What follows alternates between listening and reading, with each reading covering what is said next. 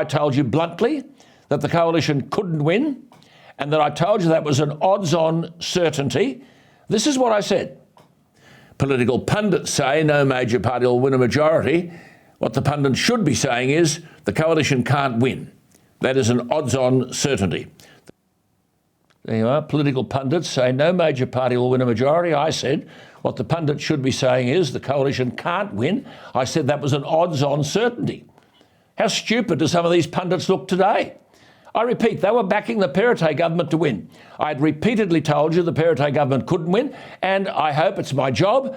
I told you why it couldn't win. I told you in my last broadcast on Wednesday that Parramatta, Penrith, East Hills and Monero would go. I indicated that, and they did, I indicated that Leppington and Heathcote would be Labor wins, but I said in the redistribution they were notionally Labor. On Wakehurst, my exact words were, listen to this. You've got to see to Wakehurst, this is interesting, where the Mayor of the Northern Beaches, Michael Regan, this is Brad Hazzard's seat, he's leaving. Michael Regan is going to cause trouble for Brad Hazzard's staff member, who's now the endorsed Liberal Toby Williams. And notwithstanding the margin of 21.9%, it's an interesting electorate. But there is no Labor joy there. It highlights the carnage, though, that could occur to the Perrottet government. Carnage indeed. The Liberals, as I forecast, were thrashed. I made the point about Ryde, vacated by the tech geek Victor Dominello, with a margin of 8.9%. And I said last week, this seat is in play for Labor. As I broadcast to you tonight, the Labor school teacher Lyndall Howson is in front. I made the further point in Hornsby, Matthew Keen's seat, that he was on the nose, even though he had a margin of 16.9%. Well, on the nose, all right, he suffered a 12% swing, and I might add his primary vote is a humiliating 42%. 58% of the electorate don't want him in a blue ribbon Liberal seat. And now, as I also told you, he won't stand for the leadership of the opposition. Of course not. I told you this. He's lining up the federal seat of Bradfield, where he thinks he's got the numbers to knock off Paul Fletcher, who I might add is not much chop either. The Liberal Party is in a stack of trouble.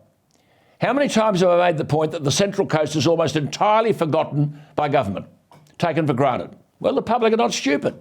The Liberals have almost lost the safe seat of Terrigal, which is now hopelessly marginal. A two-party preferred swing of 12.2%. It defies belief that people who were supposed to have their ear to the ground could be so absurdly out of touch in what they were telling their viewers or listeners or readers about the election. I argued there was every likelihood that the Liberals would be thrashed, and they were. I argued over and over again that there was no Liberal Party, Liberal in name only. And so it's proven to be. Big government, big taxes, big debt, and even bigger disappointment.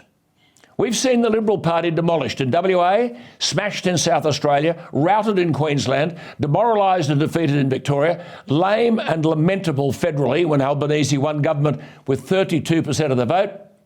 And where we stand today is with the simple truth, the Liberals have learnt nothing. They presumably still believe in lurching to the left and banging on about climate change, which has got them nowhere. Does anyone seriously think the voters were thinking of climate change when they went to the polling booth on Saturday?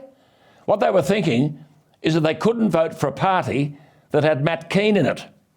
As John George from Terrigal wrote today, and I quote, "The results of the New South Wales election, albeit to many disappointing, are not surprising. The Liberals have lost their way federally and at state level in all states and territories." Well, Janice Russell of Malua Bay, that's down in the bushfire-ravaged territory, she writes, quote, "Another election's done and dusted, and I must say I was not surprised at the result. I'll put in my 2 bobs worth to save the Liberals months of navel-gazing and declare Matt Keane and his crazy green renewable energy scheme was a major factor in the party's evisceration.